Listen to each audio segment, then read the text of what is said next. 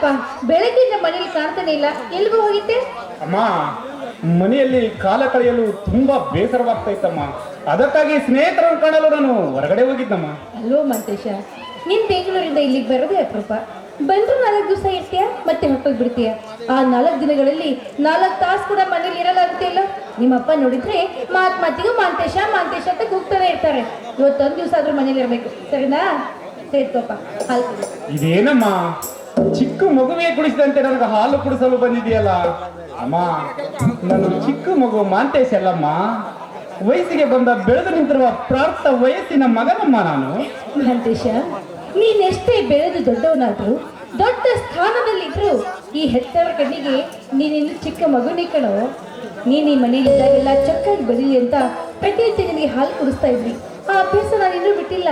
ನೀನು ಈ ಮನೆಯಲ್ಲಿದ್ದಾಗೆಲ್ಲ ಹಾಲು ಕುಡಿದು ಚೆನ್ನಾಗಿರ್ಬೇಕನ್ನೋದೇ ನನ್ನ ಆಸೆ. ಅದು ಅಲ್ಲದೆ ಹೆತ್ತ ತಾಯಿಯ ಕೈಯಿಂದ ಹಾಲು ಕುಡಿದಷ್ಟು ಕೆಳಕಲ್ಲ, ತೆಗೆದುಕೊಳ್ಳೋ. ತಿಳಿತಮ್ಮ, ಎತ್ತವಳಾದನೆ ಅಮ್ಮ. ನಾನು ನೀವೂರಿಗೆ ಬಂದಾಗಲಿಂದಲೇ ನಿತ್ಯ ನಿನ್ನ ಕೈಯಿಂದ ಹಾಲು ಕುಡದೇ ಹೊರಗೆ ಹೋಗ್ತೀನಿ, ಆಯ್ತೆ? ತರಮ್ಮ ಹಾಲು.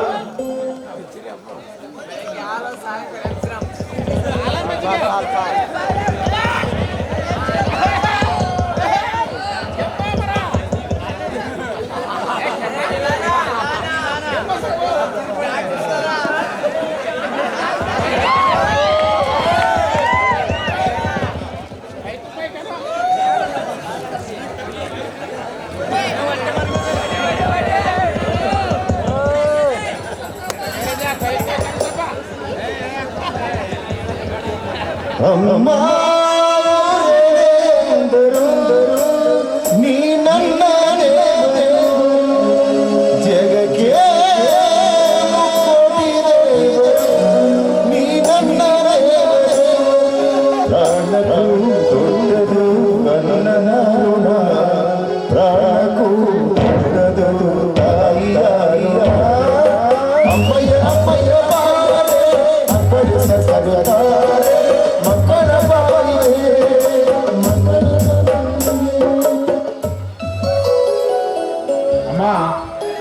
ನಾನು ನಿನ್ನೆ ಮನೆಗೆ ಬಂದಾಗ ತುಂಬಾ ಲೇಟ್ ಆಗಿತ್ತು.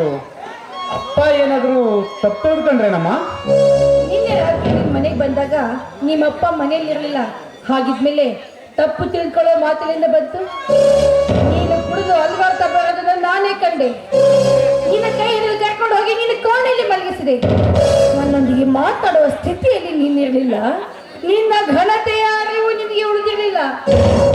ಈ ನಿನ್ನ ಕೆಟ್ಟ ಚಟ ನಿಮ್ಮ ಅಪ್ಪನ ಕಣ್ಣಿಗೆ ಕಾಣಲಿರಲ್ಲ, ಅದೇ ನಮ್ಮ ಪುಣ್ಯ ಅಂತ ತಿಳ್ಕೋಬೇಕು. ಅಮ್ಮ, ಹೆತ್ತ ಕರಳು ತಾಯಿಯಾಗಿ ಮಾತನ್ನ ಹೇಳ್ತಾ ಇದ್ದೀನಿ.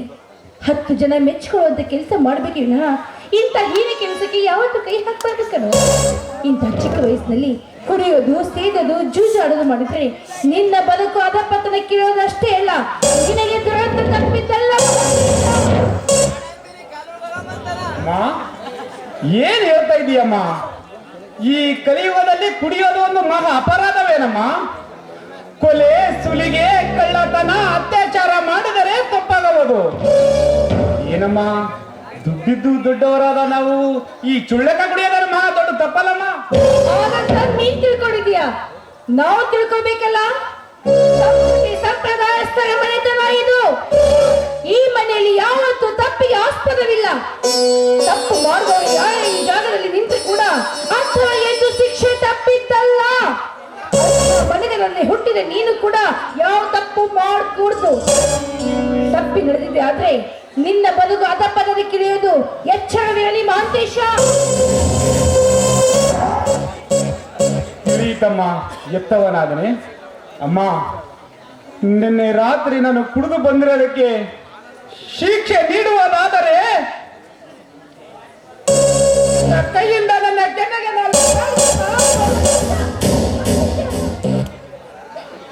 ನಿನ್ನಂತ ಮಗನ ಕೆನ್ನೆಗೆ ಹೊಡೆಯುವಷ್ಟು ಸಣ್ಣ ಕುಡಿದವಳಲ್ಲಪ್ಪ ಇದಿದ ತಾಯಿ. ನಿನ್ನ ನಡೆ, ನುಡಿ, ರೀತಿ, ನೀತಿ ಚೆನ್ನಾಗಿರ್ಲಿ ಅಂತ ಈ ಮಾತನ್ನ ಹೇಳಿದೆ ಅಷ್ಟೇ. ಯಾಕಂದ್ರೆ ನೀನು 100 ತಪ್ಪನ್ನ ಮಾಡ್ಕೊಂಡು ಬಂದ್ರು ಕೂಡ ಕ್ಷಮಿಸುವಂತ ಮನೋಧರ್ಮ ನೀ ಹೆತ್ತ ಕರಳಲ್ಲಿದೆ. ಆದ್ರೆ ನಿನ್ನ ತಂದೆ ಅಂಥವರಲ್ಲ. ದುಷ್ಟರನ್ನ ಕಂಡ್ರೆ ಕೆಂಡ ಕಾಡ್ತಾರೆ, ಕಳ್ಳರನ್ನ ಕಂಡ್ರೆ ಅವರ ಕೈ ಕಾಲನ್ನ ಕತ್ತರಿಸಿ ಹಾಕ್ತಾರೆ, ಕಂಡ್ರೆ ಅವರ ಪಿಂಡವನ್ನ ಚಂಡಾಡಿ ಬಿಡ್ತಾರೆ. ಅಷ್ಟೊಂದು ನಿಷ್ಠೆಯಿಂದ ನಡೆಯುವರು ನಿನ್ನ ತಂದೆ. ಅಂಥವರ ಮಗನಾದ ನೀನು ಕೂಡ ಅಷ್ಟೇ ನಿಷ್ಠೆಯಿಂದ ನಡಿಬೇಕು ಮಾಡಿ. ಅಮ್ಮ ನಿನ್ನ ಪಾದ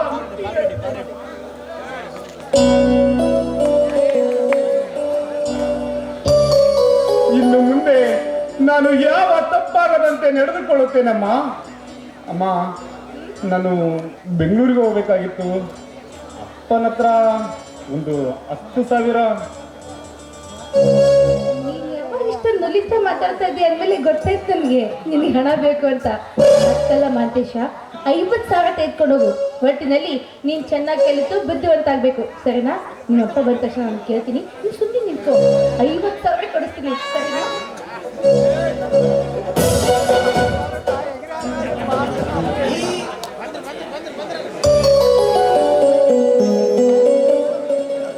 ನಿಮ್ಮಪ್ಪ ಬರ್ತಾ ಇದ್ದಾರೆ, ನಾನೆಲ್ಲ ಕೇಳ್ತೀನಿ, ನೀವು ಸುಮ್ಮನೆ.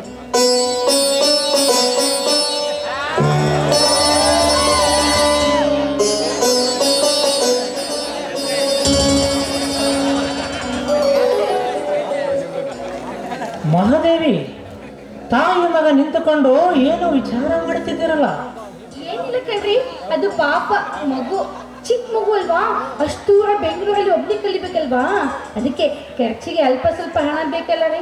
ಅದಕ್ಕೆ ಬಾಳನಿಲ್ಲ, ಒಂದು 10,000 ಕೇಳ್ದ. ನೀವು ಬಂದ ತಕ್ಷಣ ಕೇಳಿಕೊಡ್ಬೇಕು ಅಂತ ಸುಮ್ಮನೆ ಇದ್ದೆ. ಮಹಾದೇವಿ, ನಿನ್ನ ಮಗನಿಗೆ 10,000 ರೂಪಾಯಿಗಳನ್ನು ಕೊಡುವುದಕ್ಕೆ ನನ್ನನ್ನು ಕೇಳಬೇಕೆ? 10,000 ಬೇಕೆ ಮಹಾದೇವಿ? 50,000 ರೂಪಾಯಿಗಳನ್ನು ಕೊಟ್ಟು ಕಳಿಸು, ನನ್ನದೇನು ಅಭ್ಯಂತರವಿಲ್ಲ. ಆದರೆ ಒಂದೇ ಒಂದು ಮಾಂತೇಶ್, ನಿನ್ನ ಹತ್ರ ಮಾತು ಕೇಳುವುದಿದೆ. ಅದು ಏನು ಕೇಳಿ ಅಪ್ಪಾಜಿ, ನಿಮ್ಮ ಮಾತು ಚಾಚು ತಪ್ಪದೆ ನಾನು ಪಾಲಿಸ್ತೀನಿ. ಮಾಂತೇಶ್, ಈ ಮನೆಗೆ ನೀನೊಬ್ಬನೇ ಮಗ. ಈ ಮನೆಯ ಸ್ವಾಧೀನದಲ್ಲಿ ಬರುವ ಆಸ್ತಿ, ಅಂತಸ್ತು, ಐಶ್ವರ್ಯ, ಸಿರಿ, ಸಂಪತ್ತಿಗೆ ನೀನೇ ಸರ್ವಾಧಿಕಾರಿ. ಮುಂದೊಂದು ದಿನ ಈ ಮನೆಗೆ ಯಜಮಾನನಾಗಬೇಕಾದವನು ನೀನು. ನಮ್ಮ ವಯಸ್ಸು ಇಳಿಯುತ್ತಾ ಹೋಗುತ್ತದೆ, ನಿನ್ನ ಬುದ್ಧಿ ಬೆಳೆಯುತ್ತಾ ಹೋಗುತ್ತದೆ. ಆದರೆ ಬೆಳೆಯುವ ನಿನ್ನ ಬುದ್ಧಿಯಲ್ಲಿ ಸಂಸ್ಕೃತಿ, ಸಂಪ್ರದಾಯ, ನಿಷ್ಠೆ ಬಹಳಷ್ಟು ಪರಿಶುದ್ಧವಾಗಿರಬೇಕು. ಪರಿಶುದ್ಧವಾದ ನಿನ್ನ ಬದುಕನ್ನು ಕಂಡು 10 ಜನರು ಮೆಚ್ಚಿಕೊಳ್ಳುತ್ತಿರಬೇಕು.